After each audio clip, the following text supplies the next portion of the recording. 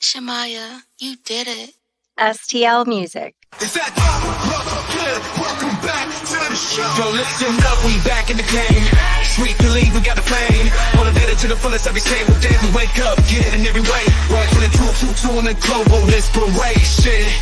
Talk this sports and top news, no hesitation. Sweep the league is back.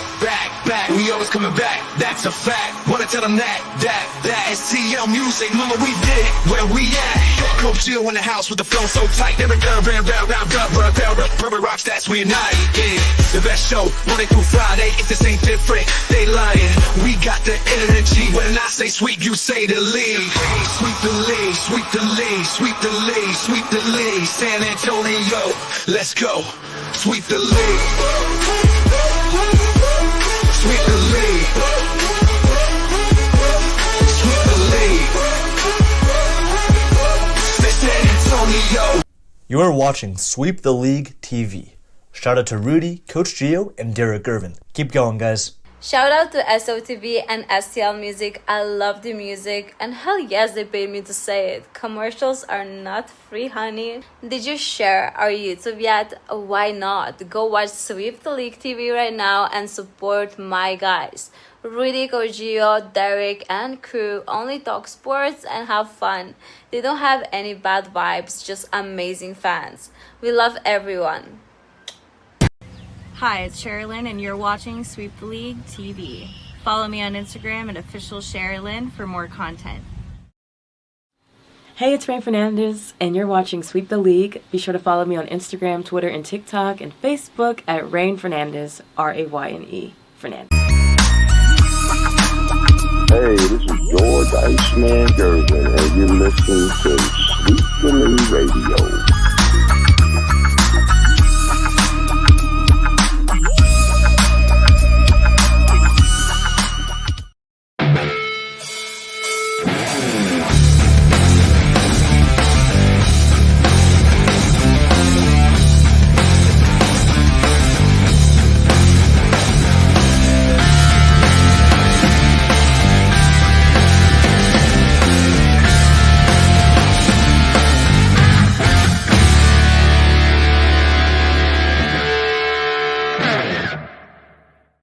What is up? Welcome to a Thirsty Thursday edition of Sweep the League. Hey, man, college football is right around the corner. We're going to get into some more college football talk tonight. We're going to try to break down as much of the Big 12 and the Big 10 as we can. Tomorrow's show, we're going to be breaking down the other conferences as well, to include UTSA. And we're also going to give our final 12 predictions. So we're going to get all that in here before Friday or before Saturday, because there is a game on Saturday. Florida State is playing. So we'll get all that, all the questions, all the previews done here as soon as we can. Just an FYI, my connection for whatever reason on the stream is a little laggy. So if I go dark on it, Gio and Derek should still be on the show tonight. So don't worry, I'll come back on as soon as I can. So just giving everybody a heads up. So it's going to be myself. It's going to be Derek, the Hall of Famer Derek Gervin. Gio should be back on here in just a little bit. Again, we are breaking down the Big 12 and the Big 10 tonight for all you people out there. Let's bring on first the Hall of Famer himself, Derek Gervin. Derek Gervin. Derek, how you doing? How you doing? Oh man, I'm fine. I'm just coming from doing my own show, talking about some NBA and ABA tonight, and honoring the late great Al Attles, who passed recently at the age of 87. Former Golden State Warrior, the first Warrior. Champion head coach, I'll say. So just talking about that kind of stuff and covering a little bit about the history of the NBA and the ABA. Yeah, you had Alvin Mack? Matt Calvin, former he's an ABA legend, played with the Los Angeles Lakers as well for 5 years, had a fantastic career overall, and just a great human being, and one of the toughest smaller men I've ever seen. I got him up there with Calvin Murphy as far as just pure toughness. Yeah, 100%, man. Yeah, 100%, man. Chris, Chris, I think there's a little echo in there, Derek. I don't know, for your it side. is? For your side. I don't know if it's the headphones. I don't know if it's the headphones or not. I can't. I don't know, man. No, it's okay. It's okay. I will. Well, how about this way? There. Yeah, there it goes. You're good right there, man. You're perfect right there. Okay. You can still hear me, right? Yeah, I still hear you fine. Okay, we're good. We're good. Yeah, so what's up? Chris Leha's in here, MCS General Contracting. What's good, fellas? How y'all doing this fine evening? We're doing fantastic. Derek was just talking about the As Good as It Gets show that he does on Facebook. Going over for some NBA talk. It's they had a recent passing a few days ago. Al Addles, and I mean it's the history of the NBA is great. It's fantastic. I love the NBA history.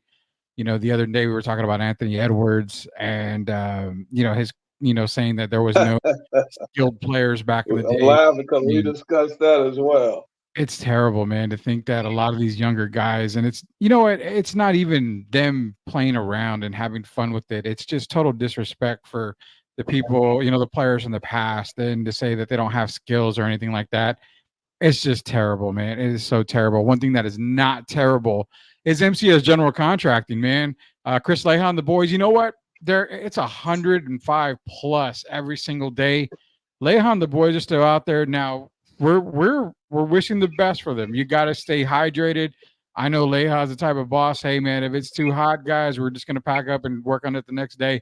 He doesn't put anybody at risk for anything. And that kind of shows you the type of person Chris and the company MCS General Contracting is they take care of everybody. They take care of their own employees. They take care of their customers. They take care of everybody. That's why they are the #1 rated company when it comes to general contracting. That's MCS General Contracting, proud sponsors of Sweep the League.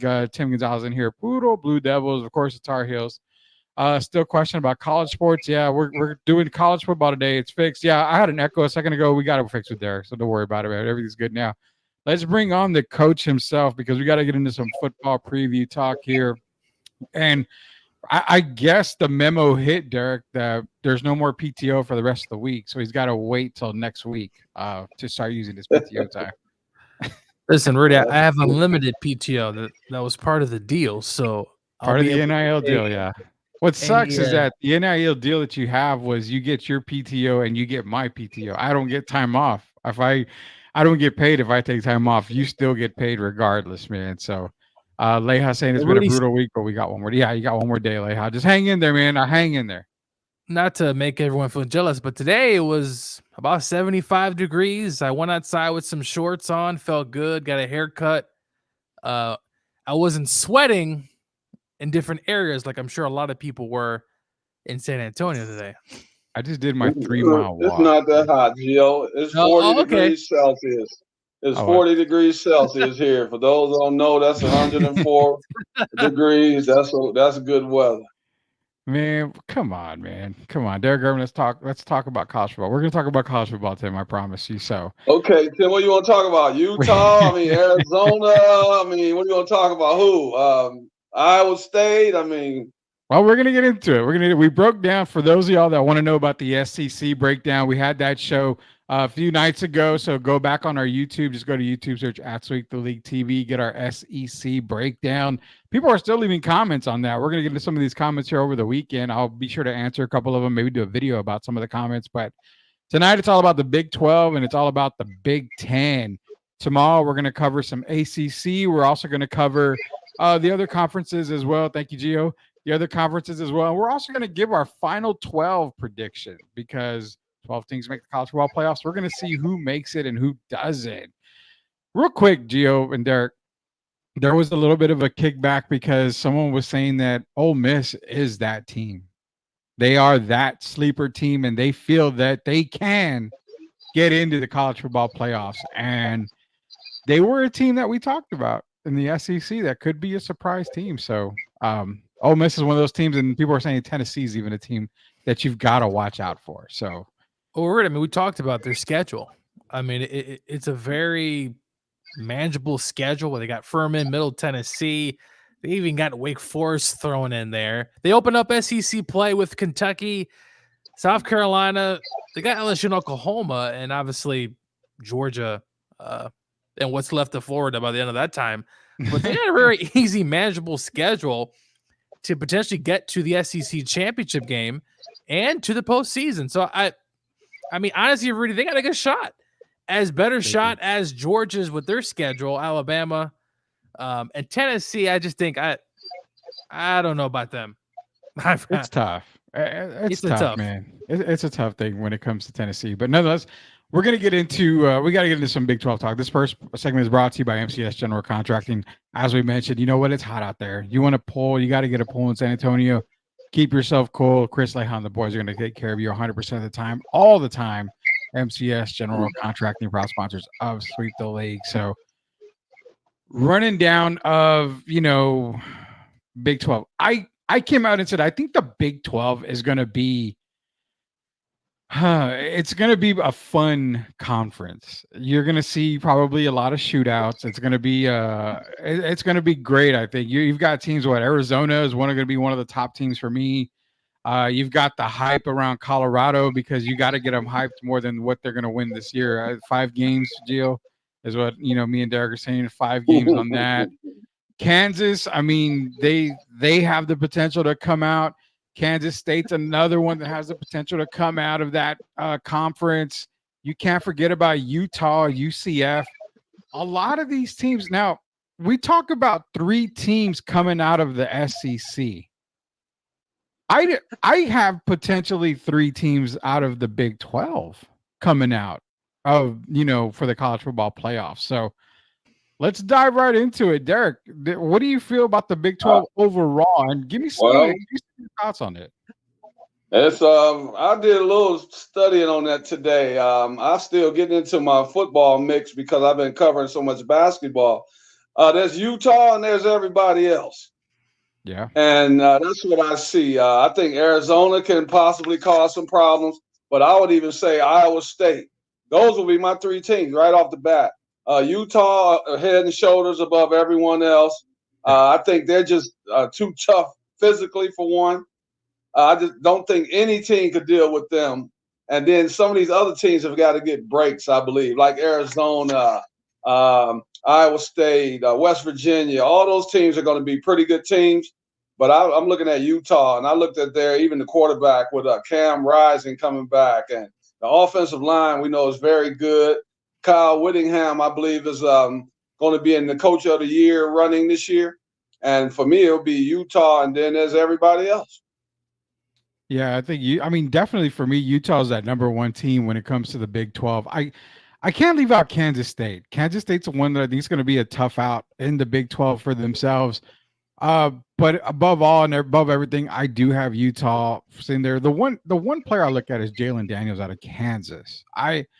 He's so dynamic. I love the kid. I think he's going to be a Sunday quarterback eventually. He's going to take him a little while to get to maybe a starting spot in the NFL. But I do love the dual threat that he brings for Kansas. It gives them a shot every single week.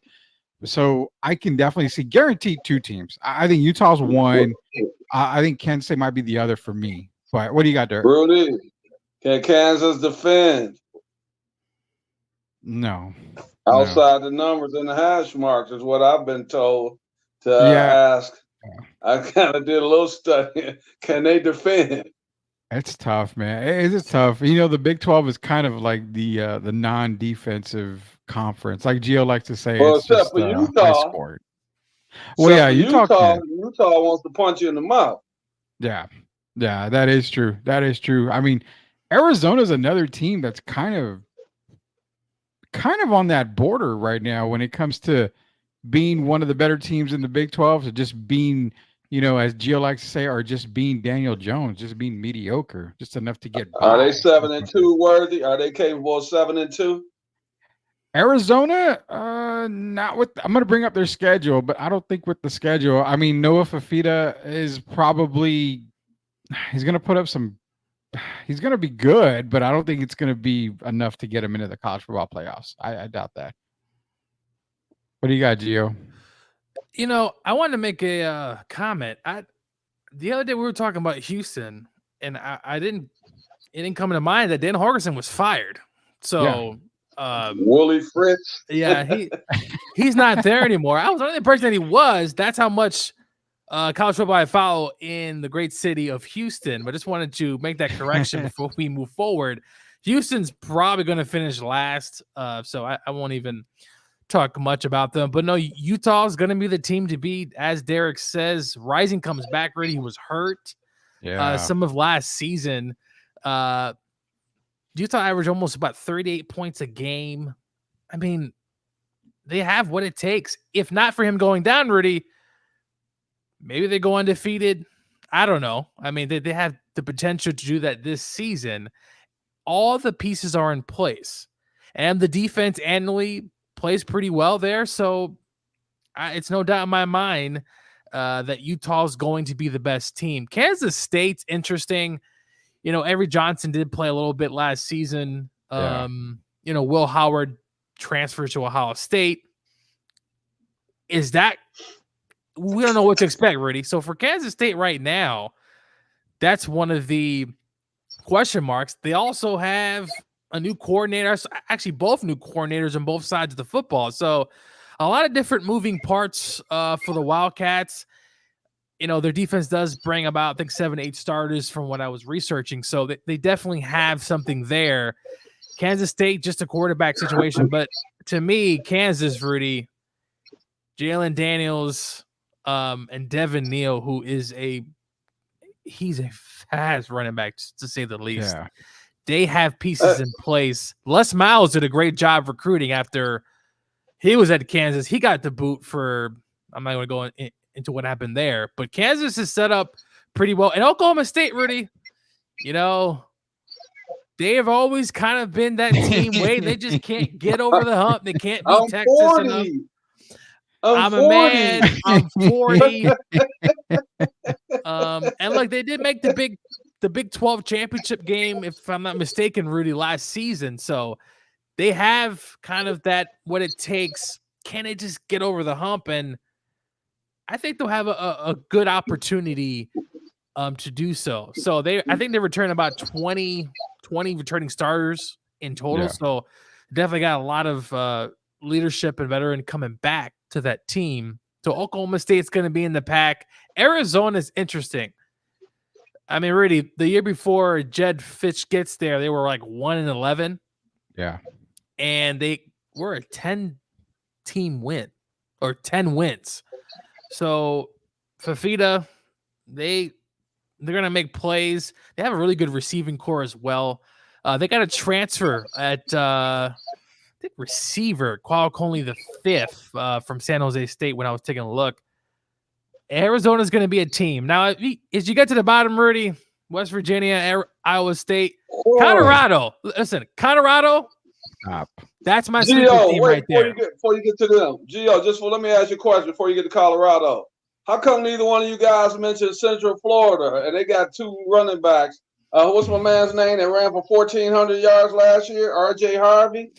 And then they bring in Kenny Boone from Toledo. 2 1,400-yard runners. Do you guys even factor them in there? No, I think UCF's going to be a team that's going to be floating around. They do get that Arkansas transfer quarterback in KJ Jefferson. Yeah. He's dynamic. He can move with his feet. And that backfield, of course, with is it R.J. Harvey? Harvey, yeah. Yeah, it's Harvey. Almost about 1,500 yards last season. UCF's going to have an opportunity. I just think the problem is, Rudy, they're all going to be beating each other up. There's so much depth in the Big 12 that I just think UCF might just be a tick below some of the teams that we mentioned. But would I be surprised if Gus Malzahn gets that team to the Big 12 championship? No, I would not. So the thing with UCF, and this is my thing, and again, I think they have really good players at this position. But it's what are you going to get out of the wide receivers? Because you can only pound the ball so long and for so many times during a game before you're going to have to start throwing it. Now with KJ Jefferson, definitely is a quarterback that can make things happen. But it's the receiving core. I want to see this receiving core go buck wild in some of these games, to help out KJ Jefferson in the running back situation. Here's a cool thing about this. The reason why I've considered this probably the better division or the better conference and the more exciting conference, none of these teams are projected to win more than 9 games. It's going to be like Gio said, it's going to be a battle within this conference week in and week out. So that's why I was saying the possibility of getting 3 teams in from the Big 12 at the end, Utah, Kansas State, and I actually have possibly UCF as another team that could sneak in right in that 10 spot, maybe 11 spot when it comes to the college football playoffs. But I think they have a potential to get 3 teams in because I think 3 of them can get to 9 wins. To add, Rudy, their defense was not very good last season. Yeah. Big issue stopping the run. They gave up about close to 30 points a game in the Big 12. That's not going to win a lot of – it's going to be a lot of shootouts, Rudy, as we talked about. Yeah. Nobody playing no defense in the Big 12 besides Texas. They did bring in a new defensive coordinator in Ted Ruff. We'll see how things conspire on the field. But that might just be a team, maybe not yet, Derek, but they got the offensive players, and they're going to be in shootouts. A lot of these games are going to be shootouts. So essentially, who's going to have the ball last is going to win. And listen, Gus is a good play caller. We saw him at Auburn. He is a guy who can dial up plays. They're going to be able to score. Problem is, which defense is going to be less worse, if that makes sense? That's a lot. My surprise team is Iowa State. Hey, don't you guys think Iowa State is going to have a lot of motivation after losing those guys because of gambling last season? I think so. I mean, I can see that definitely happening with Iowa State. Iowa State's another team. I actually have them probably 7th or 8th. They started about 2-3, finished the season off 5-3 down the stretch. Iowa State's always a team. That's the thing about the Big 12. You got so many different teams who can do different things. They're all going to beat each other up. What 3 teams can survive? That's essentially going to be it. Who can score enough, and what defense? As I said earlier, Derek, which one can be just less bad? Because they're all going to be, in some cases, bad. Colorado, listen, that's my sleeper team. I wouldn't even get into Colorado just yet. That's my sleeper team. Dion. Oh my God, settle down, man. Colorado? Come on, They defensive line suspect, offensive lines we don't know yet. Guess who's the defensive line coach? Warren Sapp. Yeah, it's Warren Sapp, Derek. But you don't have a Warren Sapp player on the defensive now, line. If Warren was playing, I could understand, but they gonna have trouble. They were kind of weak in the trenches last year, offensively and defensively. And if Warren could pull off a miracle, then I could see it. But man, I don't know Colorado, man. About 35 a game. It fits right into the narrative of the Big 12. Shador's is going to have to take it. That entire offense is going to have to take the step forward.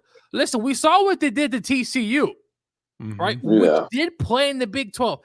And for what it's worth, by hook or crook, TCU did get to the national championship game. And what was that score? 64-3 or something? 65-3, 7-0. I don't know. Yeah, I don't remember, Derek.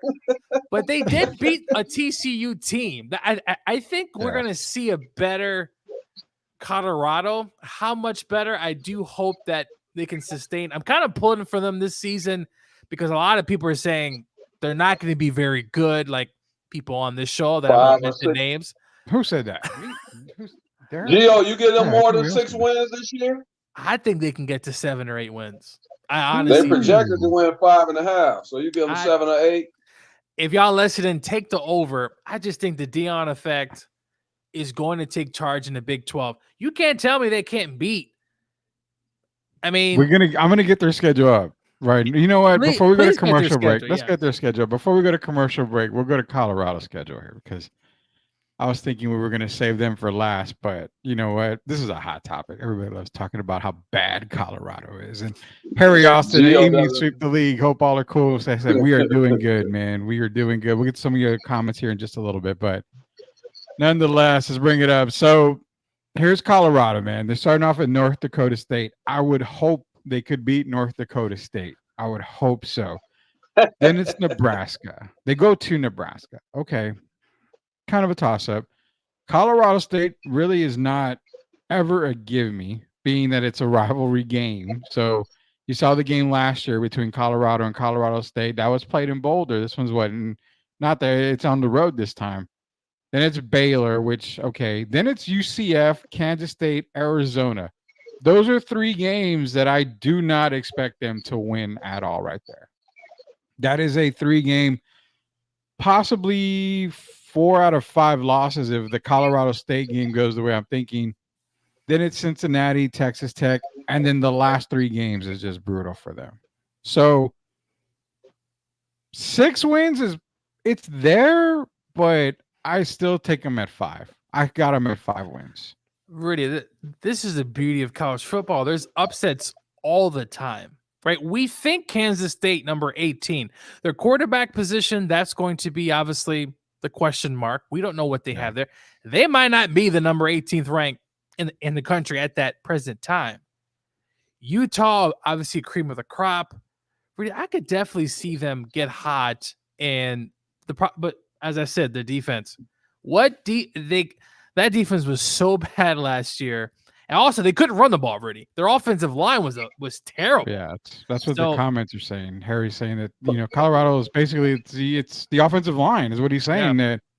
There was nothing where the offensive line. They have now. They do have the talent. Shedeur Sanders is a talented quarterback, but I understand if you don't have an offensive line, it's tough to showcase your talent. Which, again, that's why I told you Shedeur Sanders transfer somewhere else so you can have a better shot at an NFL career. It doesn't work in Colorado. For me, it doesn't work in Colorado. Him playing for his dad. Rudy, who's better, Shedeur and Hunter, or Fafita and Tyreek McMillan? Oh, if you would have told me Fafita and Hunter, that duo would have been dominant. But I'm going to take Shedeur because I'm biased. But you know what? I will say Fafita. Travis is really good. But I've heard Fafita and McMillan touted as possibly the best quarterback and wide receiver duo in the country when it's all said and done. I mean, I would not argue that. I will not argue with that at all. But I can also say that when it comes to Colorado, Travis Hunter, I mean, the athleticism. If Anthony Edwards says there's no athletic player in Colorado, in Colorado Buffaloes, and he's wrong because I mean he hasn't seen Travis Hunter play, obviously. But is he playing on both sides of the ball this year, though, Rudy? Should be playing both sides of the ball. So I'm saying I worry about him still like I did last year, but we cover it when you get off the break. But that makes me nervous. It does, I mean, going into the break, Colorado, Tim has 7 wins. Harry's saying, it's the offensive line. That's going to be the big question for Colorado. Terrible. I'm telling you. But I mean, listen, they have transfers coming in. They have some.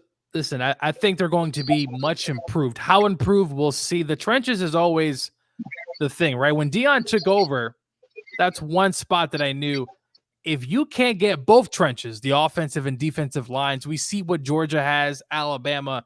What do? They try to own the line of scrimmage. Colorado wasn't there. Even though they beat TCU, that's going to be it. The offensive and defensive lines. They have enough talent on the receiving core and the secondary. If you don't do that, it's going to be long Saturdays, Derek. Long. This Deion Swan song.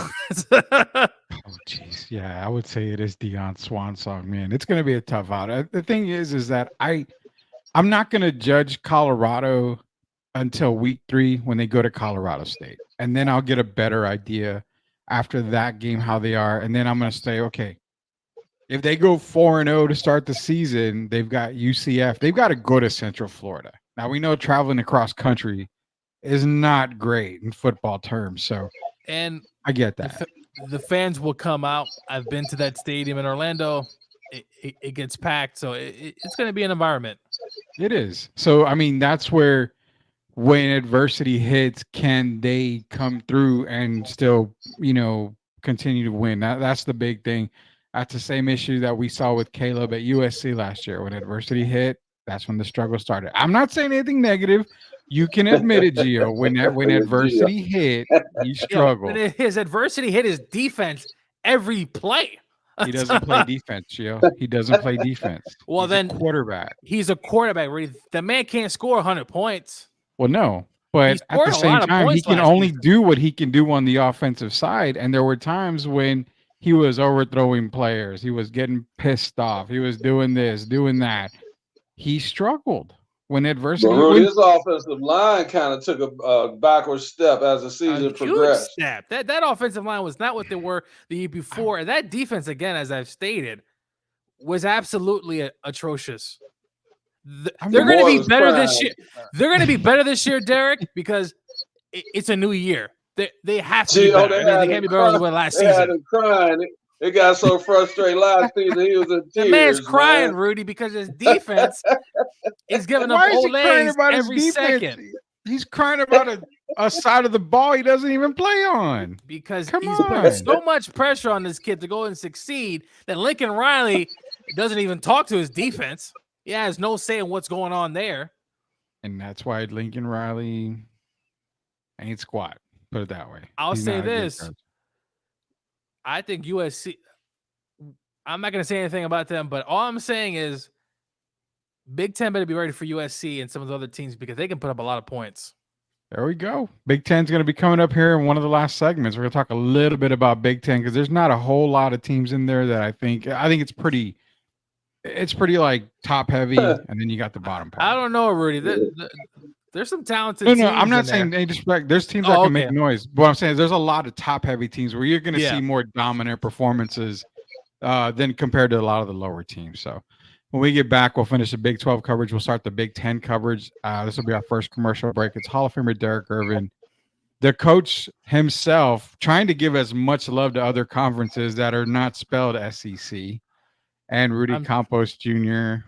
What is it, Gio? What is it? I'm going to Daniel give love Jones? to the bottom teams real quick. Baylor, Arizona State, BYU. Congratulations. You're going to finish towards the end, just like Cincinnati as well. Rest in peace early from Coach Gio to all those teams. We'll be back here in just a minute. Are you looking for a contracting company that gets the job done right the first time? Look no further than MCS General Contracting. MCS specializes in top quality concrete work, including patios, driveways, foundations, and swimming pools. The team of experts are dedicated to delivering exceptional results and unparalleled customer satisfaction. At MCS General Contracting, they're not just hardworking, they're local. Based in San Antonio, they are committed to building relationships and trust within the community. That's why MCS guarantees your satisfaction. They pride themselves on getting the job done right the first time, every time. So why wait? Contract MCS General Contracting today to schedule your project and experience the difference for yourself. MCS General Contracting, building a better San Antonio, one project at a time. Proud sponsors of Sweep the League. Hey guys, are you ready for a flavor explosion? Look no further than La Cocina Taco Truck, serving up the best street tacos and quesadillas in New Braunfels. With a 5-star rating and rave reviews, they're not just a taco truck. They are a taste sensation. La Cocina staff is the best in town and pride themselves on making every customer feel like family. Whether you're feeding a crowd or just satisfying your own cravings, they've got you covered because no order is too big or too small for them there. Louis and his staff are all about customer satisfaction and they love their community. Don't worry, San Antonio friends. They're just a short trip away to New Braunfels. So why wait? Come visit La Cocina Taco Truck today and taste the difference for yourself. That's La Cocina Taco Truck, where every bite is a fiesta. Proud sponsors of Sweep the League.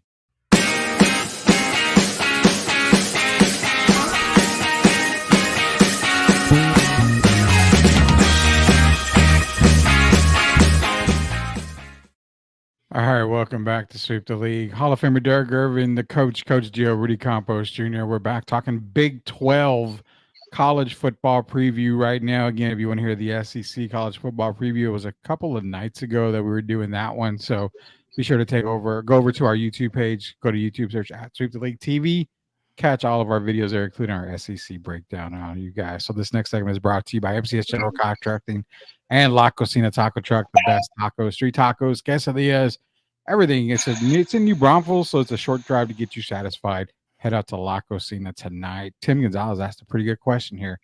Which Big 12 coach is on the hot seat? Is it too early to say Dion? Like being really for real? Man, leave Dion alone, Rudy. Every No, I'm chance asking you a get, try to serious get after question. him. I'm asking a serious question. Is it too early to say Deion Sanders? I mean, think about it. This is how I'm going to break it down for you. It's year 2, yes. If he has a 5-win year, look at everything that he did when he got there. Basically said, I don't need any of you guys. I got my own guys coming in. Didn't work out. Had a bunch of transfers out of the program, had a bunch of transfers into the program, hired big name people to be assistant coaches. It only gets him to 5 wins this year. He's got to be on the hot seat, man. I mean, you're really just going to basically have a Deion Sanders as a head coach, knowing you're just paying for his name. That's it. Can I ask a question? How many people were in the stands before Dion got there, Derek? Well, that's the question I was going to have. That's why I don't think they would fire him. They would give him the opportunity to step down or move on to a better opportunity. I can't see them firing him. He's generated too much money. That's like the Indiana Fever having a bad season, and then all of a sudden they're going to get rid of Caitlin Clark. I just can't see it. He's generated way too much money for that program. It's to Derek's point. Listen, all I know is they were 1 in the 10, 1-11, whatever. Or no, well, actually, I think they had 1 win, and they've gone winless before. So no one's in the stands here in Colorado. Listen, they've had some history. They've won a national championship back in the early 90s. So there's some history there. But just recently, over the last 20, I mean, they've done absolutely nothing. Dion comes in, they're selling tickets. I've looked at tickets. Not that I'm going to a game in Colorado, but they're pretty pricey up there in Boulder. And I don't see any scenario where they would fire him right now. Who's going to replace and come in and bring fans and recruits like that and transfer? Gio, didn't they? And they had some good moments, right? Because Hunter got hurt, and that kind of set them back a little bit, right? And then what's the young man that ended up transferring that was having problems? A really good athlete. I know who you're talking about. So they dealt with some chemistry issues. I think that's the kind of stuff that hurts you more than talent or lack of talent. It's Travis Hunter getting hurt, and then that young man who was having problems with Dion and couldn't seem to work his way on the field because of attitude. I think those kind of things kind of hurt them. I'm still not high on Colorado, but they had some good moments. But you got to remember too.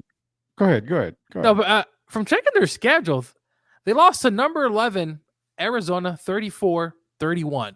Lost to Stanford by 3. Lost to Oregon State by less than 7 points. Lost to UCLA by 8 points. I mean, this is a team who is actually very competitive. Now, obviously, the Oregon game got out of hand, but they lost by a touchdown against USC. Lost to a touchdown against Utah. Look, you can't tell me that what they did last season in a conference, playing pretty well, that they can't actually win those games that they came close last season. Shedeur, though, Gio. Shedeur had some Daniel Jones moments now. You got to remember that, too. That's why they lost. He's pressing. He's pressing, right? He wants to do too much. So I really hope he takes that next step. And I think he has a good opportunity, Derek, and a pretty good schedule to do so. Kansas is no juggernaut. Yeah, they're pretty talented, but I think they're going to surprise some people. Yeah. So the question being was hot seat. And when I said that I would put Dion on the hot seat, doesn't necessarily mean he's going to get fired after the year, but it's got to be at least warm. If he doesn't have a good season, it's got to be warm going into next year. Yeah, it's got to be kind of. I mean, that's what I'm saying. Tim's not saying who's going to get fired. The question was who's on the hot seat. Well, probably the coach at Baylor. He's 9-16 in the last 2 seasons. Yeah. Finish 3-9. Dave Aranda. Yeah. 100%. If that guy can't get it done this year, he should be gone halfway through the year if they have a horrible start. There's no doubt about that. But again, who takes the damn job? Art Briles screwed it up for everybody after that. But why would he be on the hot seat when not a lot is expected from them anyway? If you look at their roster, you talk about the quarterback, Daquan Finn as a quarterback. Other than him, I mean, what's their good points? How can you fire a coach? They don't really have the prospects aren't really great looking for them anyway going into the year. So if they could pull off an upset or two, he saves his job, doesn't he? Possibly, and that's the beauty. There are going to be upsets. There are going to be upsets, Rudy. Arizona State might beat UCF. Like, it's bound to happen in that conference. You think so? Yeah, it's going to be a lot of upsets. I think there's going to be a good, decent amount of upsets, which means if the top teams keep losing, then they may just get probably one team, Rudy, not 3. Let me bring this up. I'm going to bring this up because we're talking about Baylor right now, and Baylor being that Durant is probably in the hot seat. Let's just take a look. Let me get the comment off so we can kind of look at here right here. Let's see. There we go. So, I mean, obviously they start off against Tarleton State. I mean, okay, that we've seen Appalachian State beat, a certain team up north. Sorry, Derek, I don't mean to bring that up. They also should have beat North Carolina the last 2 years, but I could talk about it another day. That'll be another. That's tomorrow, the ACC. So check. Settle down, Gio. Then they have week 2 is that it's against Utah and it's at Utah. That's a loss for Baylor. They should be 1-1. Then they play Air Force, Colorado, BYU, Iowa State. Out of those 4 games, if he goes 1-3, 0-4, that guy's gone. Aranda's got to be. He's going 1-3. Rudy, he's going 1-3. If he goes 1-3 in those 4, he's got to be gone. We're pretty much predicting he's going to go 1-3, 0-4 on those 4 games. But at that point, you're not letting him back on the plane after Iowa State. You're leaving him in Iowa State. I mean, hey, Bubba, you get your own way home. I don't think they can be Air Force. That's what I said. 1-3. Air Force does run the ball. Maybe they do run the ball pretty well. So never mind. I'm gonna take fact. I don't think that's a given. I actually think about it. They're probably gonna lose the Air Force. Wouldn't Baylor be projected to be in the bottom 4 with Arizona and Houston and possibly Cincinnati? Those teams. Oh yeah. I mean, I don't have Arizona in the bottom 4. Oh no, I think he means Arizona State. Arizona State. Oh, Arizona State. No, Arizona State. Wait a minute, not Arizona. No, Arizona State. Honestly, Baylor for me, even though the schedule is not like ridiculously hard, I would probably put him bottom 3, maybe bottom 2. So that's going into the year, right? So why would the coach be on the hot seat if you're already expecting them to basically have a season that's a failure? Anything that he can do could only raise his stock. True. I think he's a bridge coach. They might go after a big name next season. Who is going to want to go into that? Name. Pete Carroll? I mean, who in the hell is going to want to? No, I don't think. Really, what's wrong with that? With Pete? No. With Pete? Wow. Would Pete come to Texas and go? Would Pete Carroll go to Baylor? They have the money. They have the money. If they can get Pete Carroll, who can listen, for what it's worth in college, I know it's been a while, but that man could coach. He can recruit too. So if they can get a Pete Carroll in there just for at least a few years to get that program going, if I'm Baylor, hey, I throw all my money at that guy. 100%.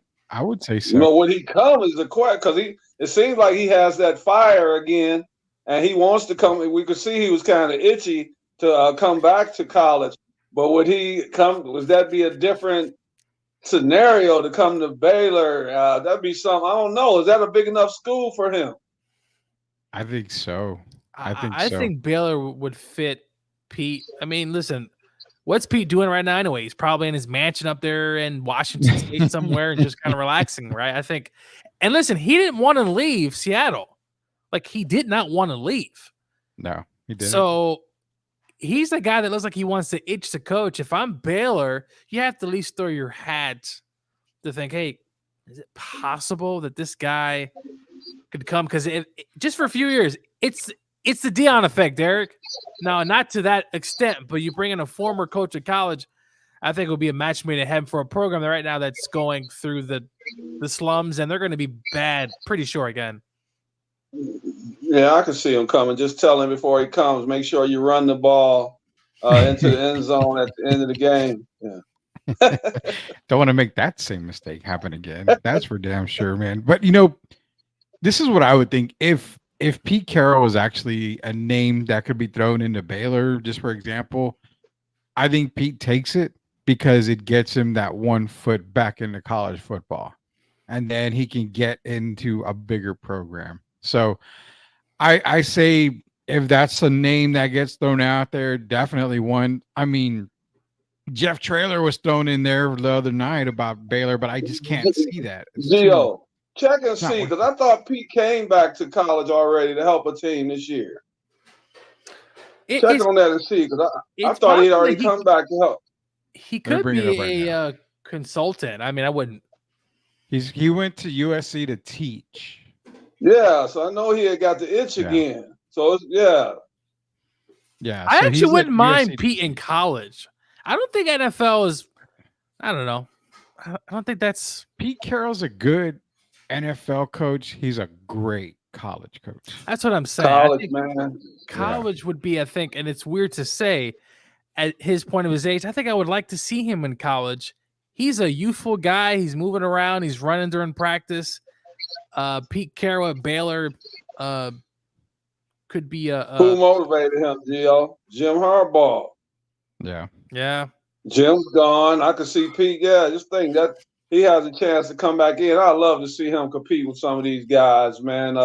Supposed to be these top coaches. Bring Pete Carroll back to college football. That's where he belongs.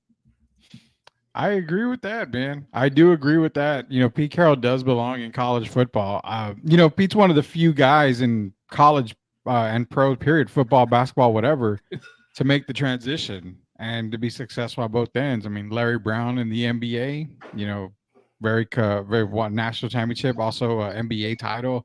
Pete Carroll, Super Bowl winner, national titles in college. I mean, there's not many coaches that can go into a pro game coming off of a college game and be successful. So it's something that I think Pete might be able to get done. I mean, he went back to teach at USC. Who knows? Maybe he's waiting for that job to open back up. He went for that. You know why he went? So he could be back in the spotlight, man. How about Mel Tucker to Baylor?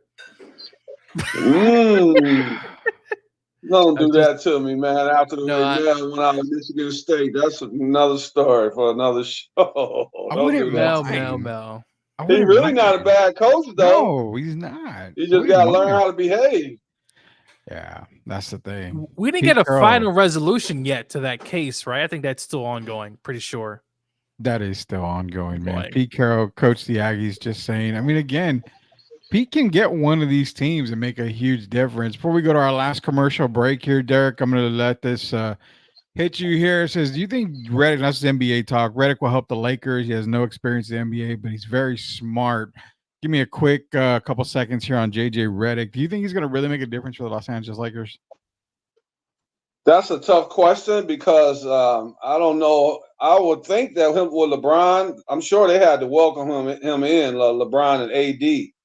So, yeah, I think he's going to help the team as long as he does it the right way. Bronny's going to probably end up having to spend time in the G League. Hopefully they don't rush Dalton Connect too quickly, but they're going to have to play him. And if they get him into the mix, yeah, I think he's going to have a good year. I think after watching AD and LeBron in the Olympics, AD stayed healthy pretty much all of last season. LeBron was healthy. So, yeah, I think he's going to make them a better team than they were. I think he'll make some better in-game adjustments than Darvin Ham made, who really didn't make any. And I think he'll be a player's coach. So I'm going to say yes. All right, so he could have some impact there. We'll see how it goes for JJ Redick pretty soon here in the NBA season as training camp for NBA kicks off in September, I believe already. So then you got preseason coming in October. So NBA, you got you got Denver and the Celtics. If I'm going off the top of my head, they start on the 25th of September, and then the other teams, all the other 28 teams, will start on the 1st of October. Yeah, Derek, so it takes a while. I just want to. I'm worried about football right now, man. No more basketball for a while. Well, let's get it started. How about the Texas Longhorns? Oh man, we got again real quick SEC breakdown. We did that this past couple of days ago. Go to our YouTube page at Sweep the League TV. Check out our SEC breakdown. We broke down the Big 12. When we get back, we're going to break down a little bit of the Big 10 here. Then again, tomorrow we're going to break down the ACC, which isn't too much of a breakdown. There's really just one team to worry about in the ACC. We're also going to get into some of these other divisions here, as well as UTSAs, because one of those teams in that conference has a really good possibility to make the final 12. Could it be UTSA? Could it be Memphis? Memphis, this one. You see that right there. It's that one right there. Birds up, man. So we're going to talk about that tomorrow. And then also tomorrow, get your 12 picks in, because we're going to give you our college football playoff top 12. Who's going to finish in the top 12? Who's going to make it to the final 12? We're going to give you all that info tomorrow as college football kicks off on Saturday. Hall of Famer Derek Gervin, Coach Gio, looking at his phone because he's trying to figure out, can Texas really kick Georgia's butt? I think so. I'm looking at it because I'm about to win money again, Rudy. Oh, appreciate the picks. You must not have my phone number, because I just never get those winning picks from you at all. I keep forgetting to send those picks to you, Rudy. Yeah, you send them to me after you win and cash out. That's when I get. How are you gonna win, Gio? You telling him that you're going for Georgia, but you're really betting on Texas? Oh no, that's not what I'm talking about, Derek. I'm talking about fan. That won't come out of my mouth. Go Dogs! I'm also a casual Indiana Hoosier fan because no doubt about my girlfriend. that. But you know what? I still believe you've got to keep the better half happy. And that's the reason why I fake being a Cowboy fan, because if not, I'll be divorced, and I don't want to go through that, man. So actually, everyone, go to Rudy's Facebook. He has a photo taken right in front of the Dallas Cowboys star. I do. Really? I actually do. Did you get tackled? No, I didn't. I was burning a little bit as if I was walking into church or something, but I mean, I was all right. I was okay. It was with my daughter, Gio. No, I don't. Golly. No. Well, look, listen. You will not see me in San Francisco holding a San Francisco, I don't know, thing, or even a Seahawks. I did go to a Seahawks game, which was nice, but. Okay, well, I mean, you don't have to do anything, man. You don't have to do anything you don't want to do. So you saying Vernon Davis will be back in San Francisco before you, huh? Yes, that's right. Jeez, man. It's Hall of Famer Derek Gervin, Coach Gio, Rudy Collins. When we get back, we'll break down a little bit of the Big Ten when we'll be done for the evening here again. It is Sweep the League. It's a Thirsty Thursday edition. We're getting you ready for Friday and the weekend. We'll be back. Howdy from Texas. You've got to be tired of the sizzling electric bills in the Texas heat, right? Well, partner, we've got the solution for you. Introducing Castro & Sons Solar, harnessing the power of the sun to save you some serious cash. Their top-notch solar panels will have you soaking up the savings in no time. Imagine lower electric bills, a reduced carbon footprint, and the satisfaction of going green. Their expert team will take care of everything from installation to maintenance. We're talking hassle-free, worry-free, and stress-free solar solutions. So why wait? Join the solar revolution with Castro & Sons Solar. Let the Texas sun shine bright and your savings shine even brighter. Castro & Sons Solar, empowering your home one sunbeam at a time. Call them today and let's get this solar party started. Spurs fans, are you ready to stay ahead of the game of the San Antonio Spurs with the best coverage in the business? Tune in to Locked On Spurs, the daily podcast that brings you expert analysis, exclusive interviews, and all the latest news and updates for your silver and black. Join Jeff Garcia, the most informative and entertaining host in the game, as he breaks down all Spurs news and notes, interviews the biggest names, and keeps you locked into all things Spurs. From Monday to Friday, get ready to start your day with the best Spurs coverage in the business. Don't miss out on the expert opinions, the hot takes, and the can't-miss guests. Make sure you're locked in with Locked On Spurs. Subscribe to their YouTube channel now and stay ahead of the game all season long. Locked On Spurs. It's the best Spurs coverage in the business. Don't miss out. Can you imagine a world where nature meets wellness, where every sip you take nourishes your body and soul? Introducing Special Leaf Tea, a line of 100% natural, ready-to-drink iced teas crafted to boost your immunity and energy. With 4 unique flavors to choose from, as in hibiscus blueberry, tangerine ginger, pomegranate blueberry, or the original, you can indulge in the perfect blend of taste and nutrition. Their teas are carefully crafted with 2 times the antioxidants and no added sugar. They're known to help with blood pressure, hypertension, type 2 diabetes, cholesterol, weight management, and even provide natural energy without caffeine. Join the movement towards natural wellness.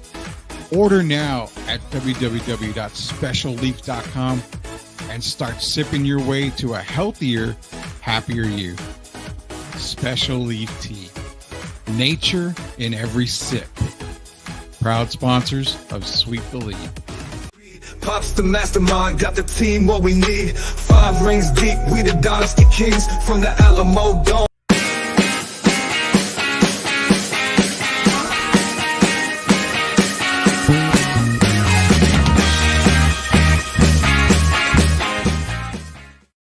All right, welcome back to Sweep the League. Last segment coming up. It's going to be brought to you by MCS General Contracting, La Cocina Taco Truck, also Special Leaf Tea and Castro and Son Solar. It's Hall of Famer Derek Gervin. It's the Coach Gio, and it's Rudy Campos Jr. on this Thirsty Thursday edition. Hey, go to our YouTube page. Just go to YouTube, search at Sweep the League TV, be a subscriber. We got an Amazon gift card giveaway coming up here pretty soon, so be sure you're a subscriber so you can be a part of that giveaway. Before we move on to Big Ten, we'll make that real quick here. Derek, for Big 12, you said you got 2 teams making it into the college football playoffs right now? Me? No, I have 3. 3? Which 3 do you got going in? Utah, Iowa State, and Arizona. Utah, Iowa State, Arizona. Gio, You're love pick. Iowa. I'm going to go with Utah, and I'm going to go with Kansas. Just 2 teams. You got 2. Okay, for me, I've got Utah, I've got Kansas State, and the last one is a toss-up. I either have Arizona or UCF. I'm gonna give the slight edge, I think, to Arizona. You don't think Kansas can with Jalen Daniels there and health, man? It's health. If he can stay healthy, gives him an opportunity like nobody else. So neither one of you are picking Arizona to be the second best team in that conference. They have the possibility, they do, but I think they're the third for me. Entering a new conference is always kind of tricky. It's hard, but I wouldn't put it past them being top 3 for sure. Top 2, I wouldn't put it past them. I think Noah there, Fafita he's legit. He's going to be one of the top quarterbacks in college football. So I can definitely get behind that. There's no doubt about it. In the Heisman conversation. Yeah, I would say so. I think where would he be in the Heisman ranking? I think Carson Beck is 4th probably or 5th, but I'm just saying, just to be in there, me and your team is doing really good things. I'm not saying he's going to be one of the 2 the 2 guys, but he'll be in there. I really believe that. Yeah, I'm trying to think where I would put him in the Heisman race. I know Carson Beck is probably 1. McCures. Yeah, I would say him. Who else would it probably be? You know what? I would probably put him at 4 right now. I would put Noah Fafita at 4.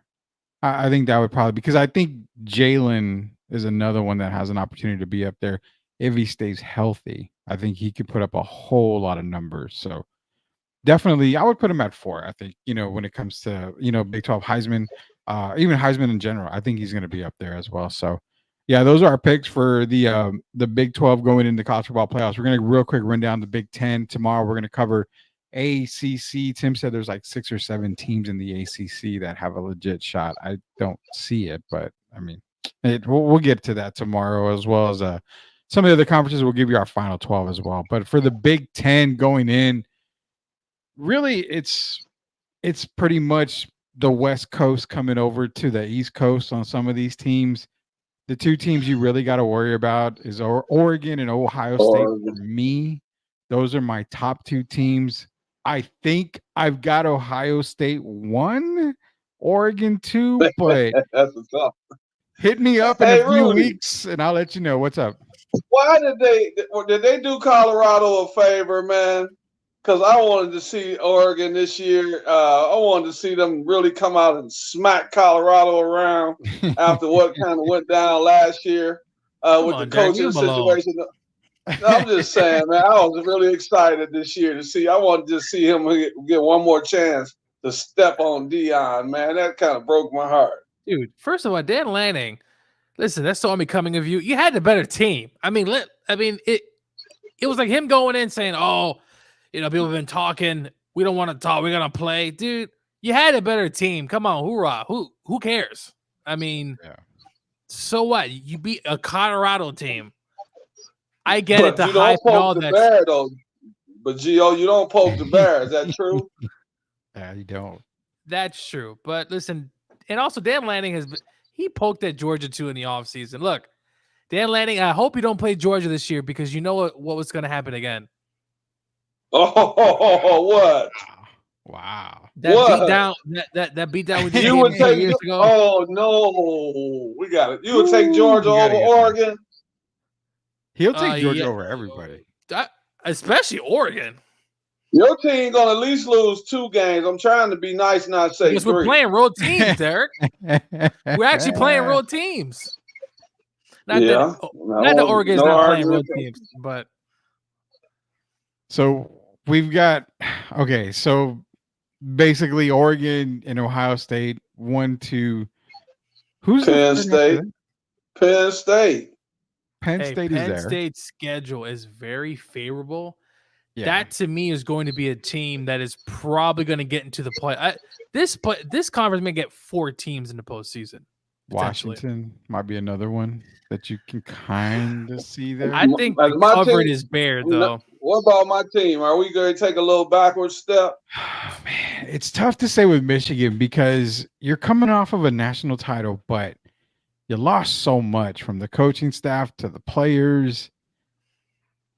It's gonna take a little while for me to see where it's going, and this is where it's gonna take, Derek. For me, it's gonna be week 2 at Texas against Texas in Ann Arbor. If they beat the Longhorns, then I would say okay, because then after that you've got Arkansas State, you've got USC, which I don't buy the USC hype still.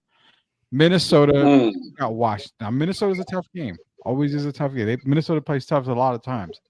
Then you go to Washington, so traveling across country, like we said, Illinois, Michigan State. Then you have. But what if we lose to, say we lose to Oregon, but it's very respectable because, good enough to get us in the tournament if we were to be on the bubble. Because sometimes it's not always beating those best teams. It's just being very, very competitive and taking them down to the wire. What if that would have happened? Okay, I'll tell you what. I mean, and I'm going to ask you and Gio this. If Michigan beats Texas and their only 2 losses are Oregon and Ohio State, how bad is that for Michigan? They'll get in, but where do you rank them out of the 12? Does that still put them within the top 6? Well, that's what worries me. I'm kind of nervous this year about us cracking the top 8. Yeah. The schedule is favorable. Very favorable. It's Yeah, favorable, but it's a but new team, a new system. that's what I was going to say. Now they do have their strength is on defense. I mean, they got a lot of guys, but their offense, a lot of offensive linemen left. Blake's gone. The quarterback situation, Derek, they do have Alex Orji, I think, or Ori or something like that. He's coming in with limited reps. Michigan could be potentially at the end of the season. I wouldn't be surprised, Derek, if they're outside the top 25. That's what and it's hard for me to argue because I'm trying to be on the man, it's my team, but I have to be honest. I'm a little worried. Hell, UTSA might finish above Michigan. The rank, yeah. I mean, it could happen. Could happen. Penn State, I think Penn State has, again, another favorable schedule. Iowa can't score, but they can always play defense. So that's a team. I'm going to throw a team out there just because, as I said earlier, my girlfriend loves the Indiana Hoosiers. Have a new coach, Kirk Cignetti. He comes over from James Madison. He's been talking a lot of talk this offseason. He has. Indiana's picked to finish second to last, along with Indiana school and Purdue. I do think Indiana can surprise some people, so I'm going to give them some love. But right now, Rudy, as we said, it's Oregon, it's Ohio State. To me, those are the top two teams. Yeah. Penn State could be that third team. They got a lot of guys coming back. Michigan is going to be a very, very interesting season. I do like that they hired former defensive coordinator of the Giants, Wink Martindale, is now running the defense there. It has a very aggressive defense. So I think the defense will be fine. It's just, can they score? Is it going to be a ground and pound, 3 yards of dust, right, Derek? See, that's what I'm worried about with our offense. I'm not worried about the defense. I'm worried about the offense, but I'm worried about the offense big time. It's not every day you have to replace a J.J. McCarthy. And then you lose Harbaugh as well. So I'm really nervous. And I'm hoping we end up in the top 25, but man, I don't know. I'm going to give some to USC, though, Rudy. They can put up a lot of points. Settle down. They can put up. See, that's another one. Gio, can we beat USC or Iowa? Is Iowa on Earth? Can we beat it? Is Iowa going to be better than us? Iowa has to be better on offense. It's just the numbers will tell you they have to improve after what. But they play really good defense. And USC, listen, for what it's worth, wherever Lincoln Riley has been, they can put up points. Yeah. So Michigan's schedule, real quick. This is what it is. It's Fresno State, Texas. And they're in Ann Arbor, so that's a benefit for Michigan there. Arkansas State, USC, Minnesota, Washington, Illinois, Michigan State, Oregon, Indiana, Northwestern, Ohio State. They don't play Iowa at all. So no, I'm just saying they're going to be better than us overall. Well, and that's what I was saying. The schedule, it's not murderer's row for Michigan per se. It's like if they get through Texas, then they can kind of work the kinks out on a lot of these other teams until they get to Oregon. That's why I said, Rudy, what's up? If we beat Texas, that means we're going to finish in the top 10. Well, that's what I'm saying. If they get through Texas, we're not going to beat Texas. I hate to say that, but come on, come on, Derek. Have some faith for your team, Derek. Come on. No, what I'm telling you guys is I have faith in Michigan, but I think you guys are selling Texas a little short as far as going towards being possibly the best team in the country. No, I've had Texas winning the national championship. I've had them from the beginning. Oh, okay. Well, that's what I'm saying. But what I'm saying is if Texas goes into Ann Arbor, I know, Joe, but if Texas goes into Ann Arbor and lays an egg is what I'm saying. If Michigan beats Texas. 105,000 gonna be cheering them on, man. I mean that gives them Derek, it's a big if. You know what? That's an avalanche for college football if Texas loses to Michigan in week 2, because then you start talking about Sarkisian being on the hot seat. You lost that game. That is a big game, a massive game. So that's why I said if Michigan gets through week 2 and wins against Texas, then Rudy, it's like that 3 and the Oregon and Ohio State game is kind of like, okay, now it makes it a little bit interesting in the Big Ten. Go ahead. I don't want to be ugly, man, and I don't like to get personal, but if Texas were to lose to Michigan, Sarkisian has had some problems in the past. Yeah. And and I think you guys might know what I'm talking about, right? Yeah, definitely. Yeah, so yeah, it's they better not lose to Michigan, because if they lose to Michigan, he's automatically on the hot seat. I'm gonna try my hardest, Derek, to go to that. Michigan's gonna be at IU the week after they play Oregon. Yeah. Mm-hmm. I'm gonna be there just for Derek. I'm gonna try my hardest to make the Indiana game. If Indiana shocks Michigan, I'm gonna record myself running on the field just for you. Derek. Look, stop it. Antonio Randall L is not, and you can stop that. I will run on the field and record a video for Derek. Oh man, that's gonna be fun. Are you gonna go shirtless? Is that a possibility? No. But not yet. I think Indiana's going to upset one team. I don't know who it is. It's going to be one team they're going to beat that they're not supposed to. But you saying they're going to be their only win in the conference?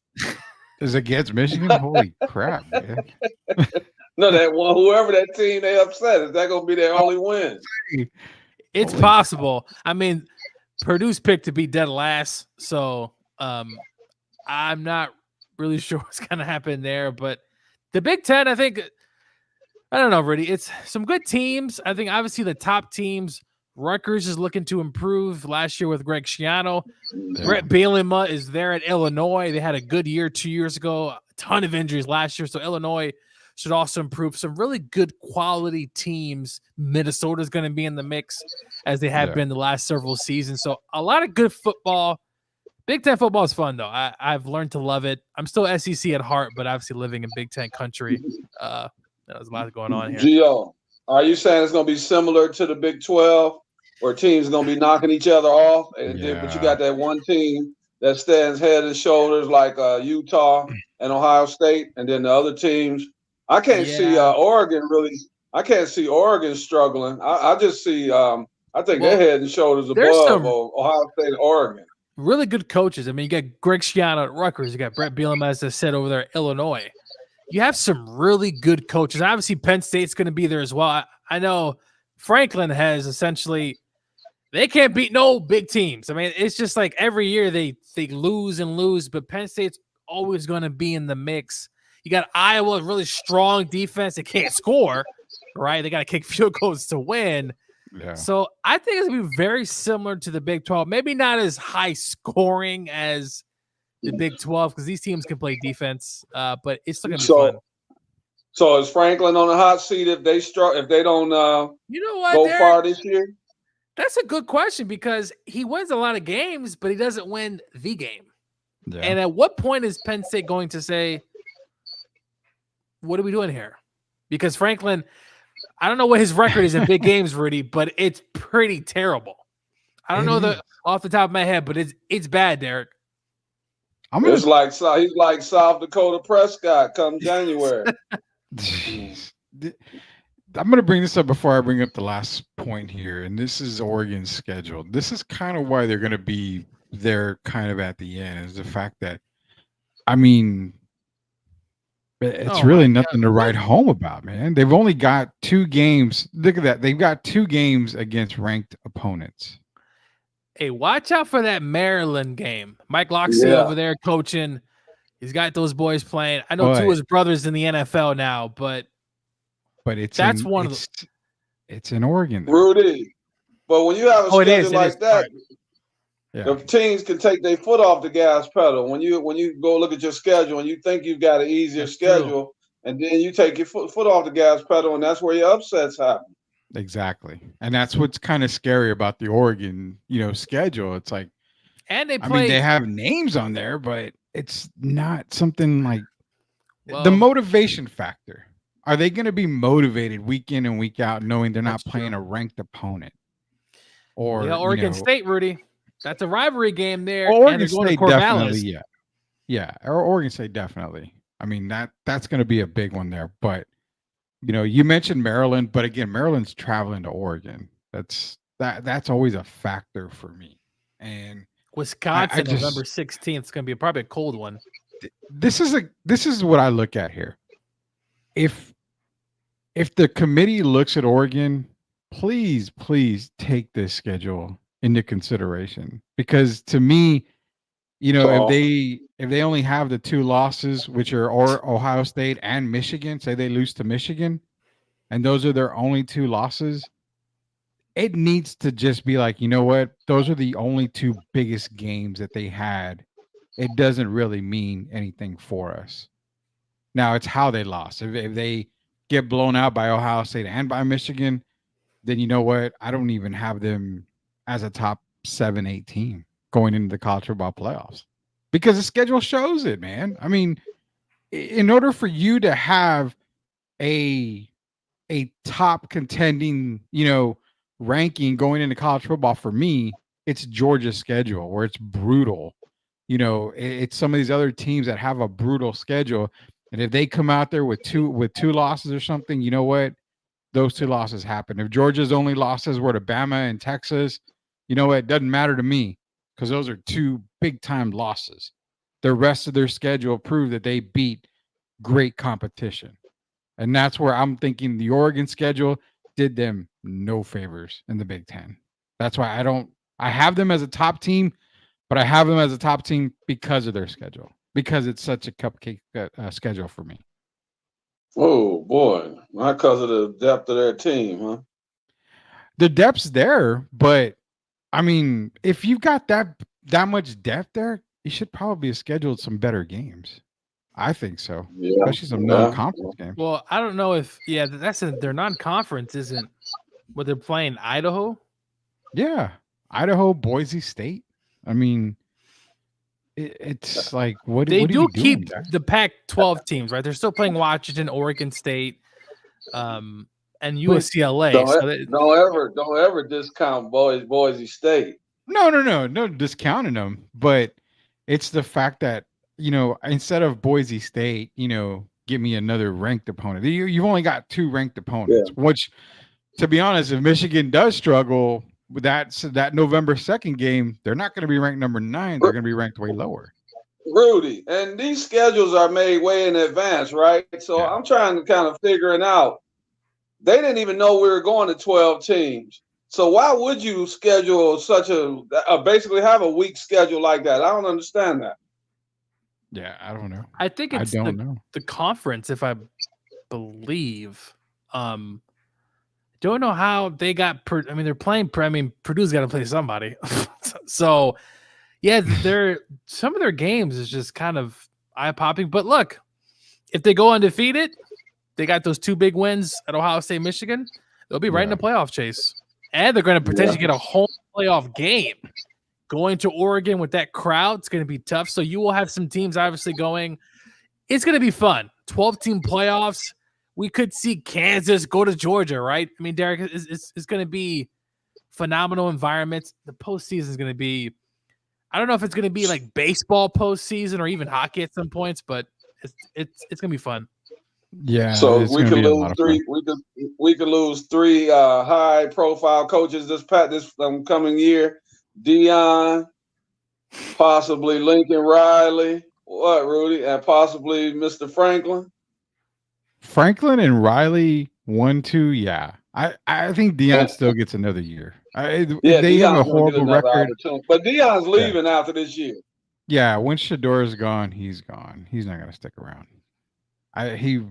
Does he jump to the NFL? That's the other question. The $1 million question is, does an NFL team take Deion as a defensive coordinator or something? That's kind of the other.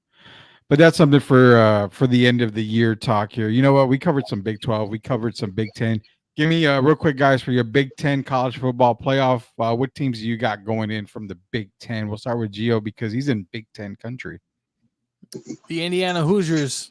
No, I'm just kidding. I can't. I was going to say stop. I can't go that far. It would be amazing if they actually did, but not yet for first-year coach Curt Cignetti. But I'm going with Ohio State and Oregon, the top 2 teams to make the playoffs.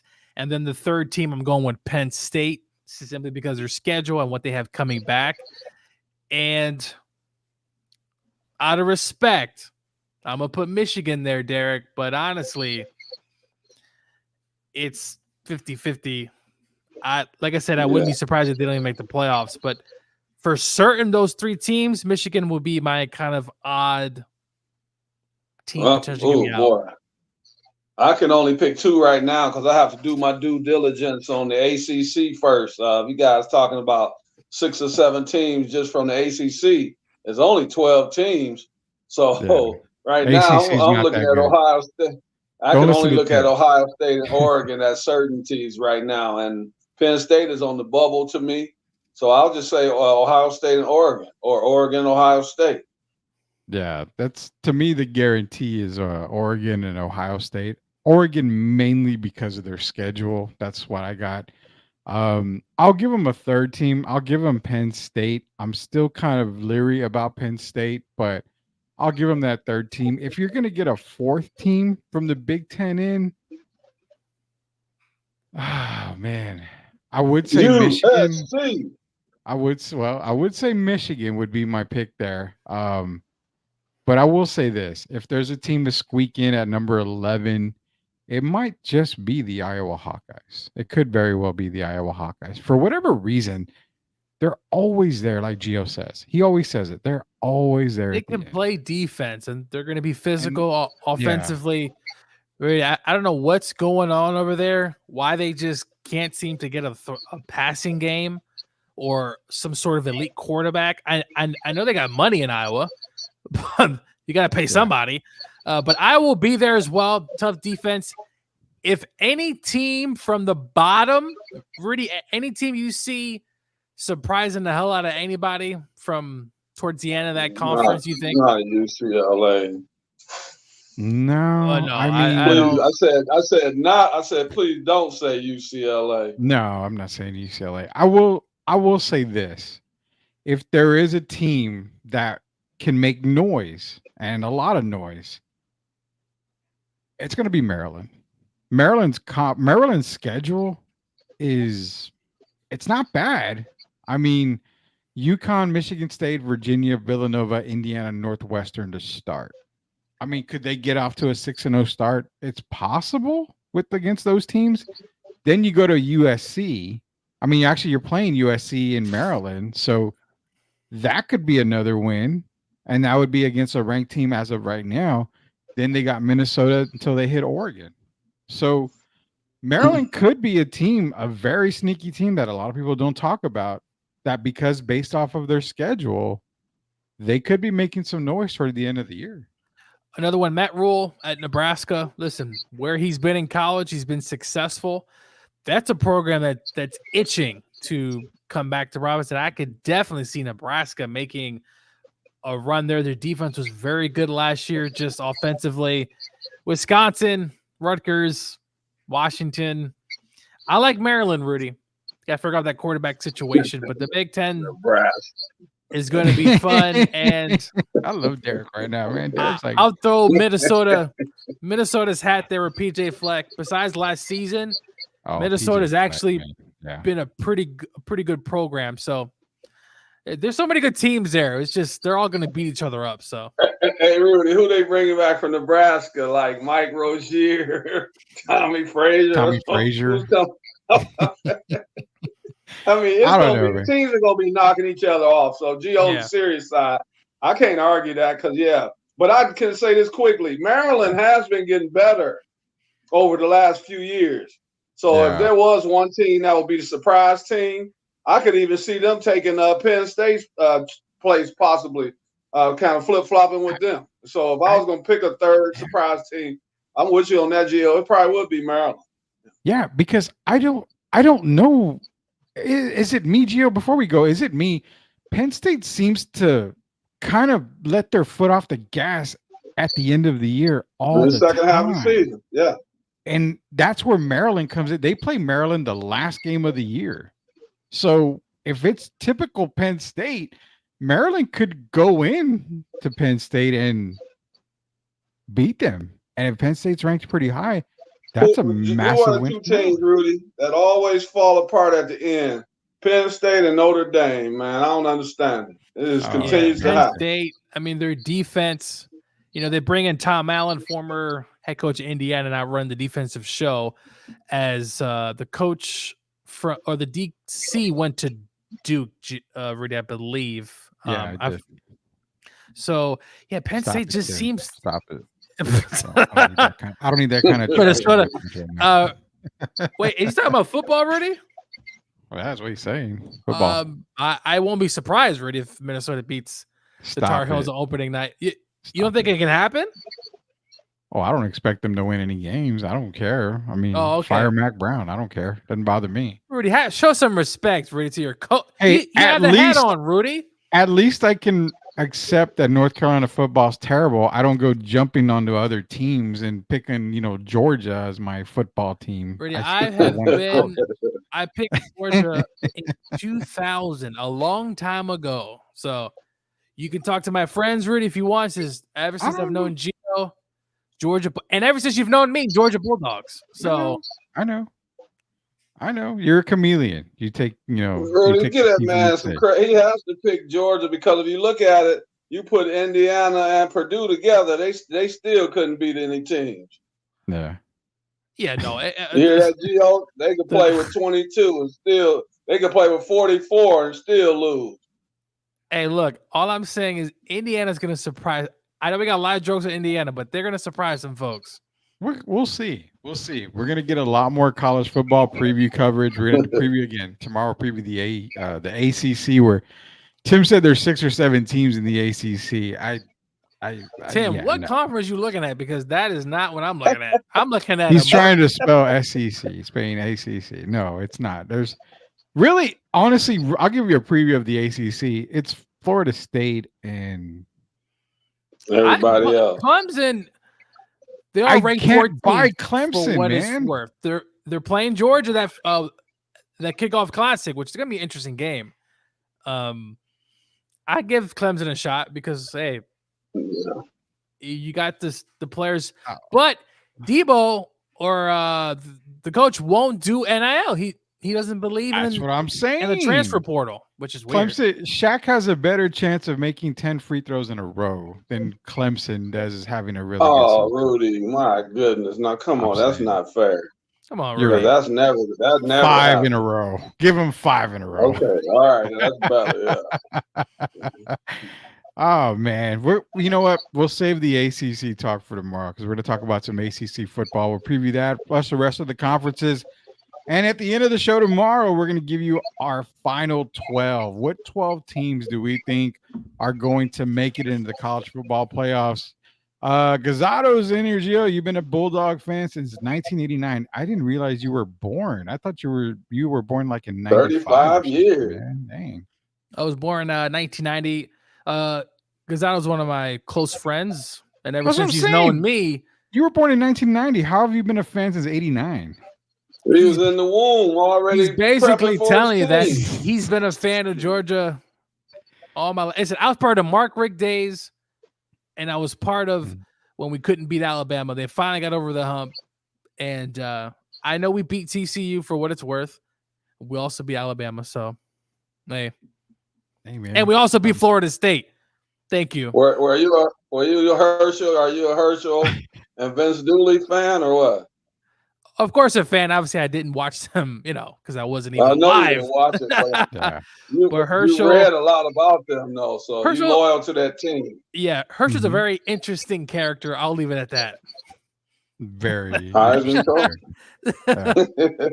Herschel Walker, remember as one of the better running backs in his day, but more so remembered for bringing the Dallas Cowboys glory. That's pretty much what Herschel Walker is going to be remembered for when it's all said and done. So, nonetheless, we're going to cover ACC football tomorrow. We'll preview that. We'll preview the rest of the conferences. Again, we've all got ideas on that 12th team, and that 12th team may shock some of you guys out there. We're gonna let them all out tomorrow. We're going to give you our top 12 tomorrow.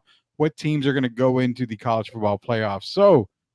It's Friday, guys. Tomorrow. Oh, can't believe we made it. I got a busy weekend this weekend and next weekend. So, what's up, bud? Can I say this before we go off? On a serious note, I told you I talked to John Robertson today. Yes, I you did. haven't heard from Rob, but we keep it moving. I haven't heard from Rob Parker, but Ariana Robertson is over in Hungary right now playing with Team USA. So I talked to her dad today, and this for Tim Gonzalez and everybody else out there. I believe we're going to be able to get Ariana hopefully within the next week, even maybe before she returns back to the United States. So I think that'll be big for the show. And Gio's got to wear a Duke sweater when she comes on. Let's go Team USA. Yeah.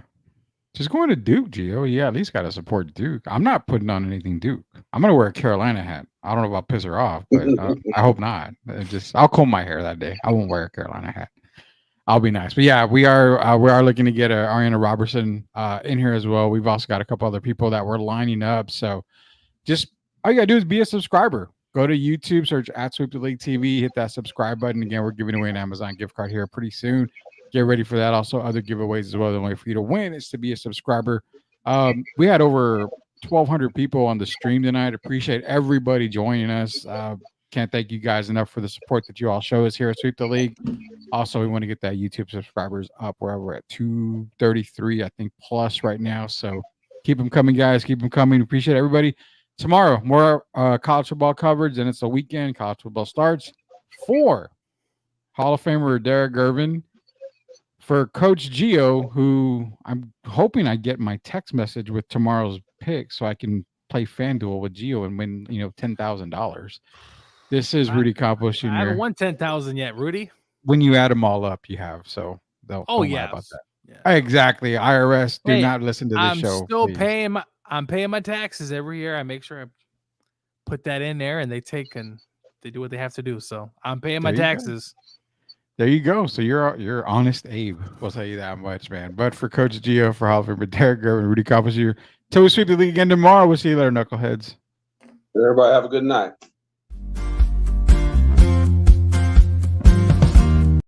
Enjoying Sweep the League TV? Don't keep it to yourself. Share with friends and let them join the fun.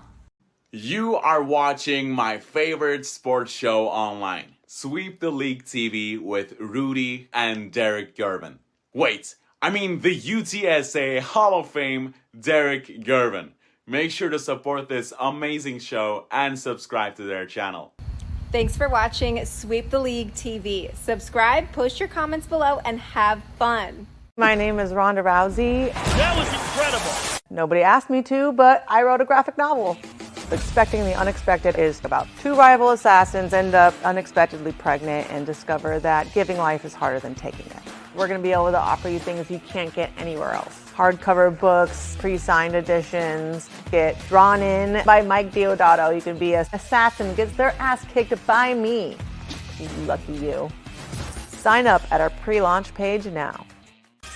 Hey there, sports fans. I'm Ashley, your go-to girl for all things sports here on Sweep the League. Welcome to our daily news reports where we'll be covering the latest updates from the NFL, NBA, WNBA, college sports, and more. We're thrilled to be a part of the rapidly growing Sweep the League network, bringing you fast and fresh news updates every day. Make sure to subscribe to Sweep the League TV on YouTube for even more in-depth analysis and discussions with our amazing team Monday through Friday. Huge thank you to our incredible sponsors in San Antonio for their support. We couldn't do it without you. So let's get started. I'm Ashley, and I'll be sweeping the league for you every day. Stay tuned for the latest sports news and updates.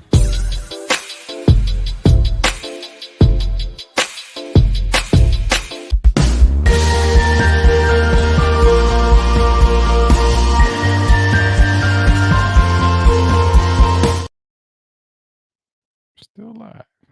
This is behind the scenes stuff, guys. Behind the scenes stuff. Everybody's gone. Everybody went bye-bye. Hope y'all enjoyed the show. Still kind of live here, waiting for it to go off. So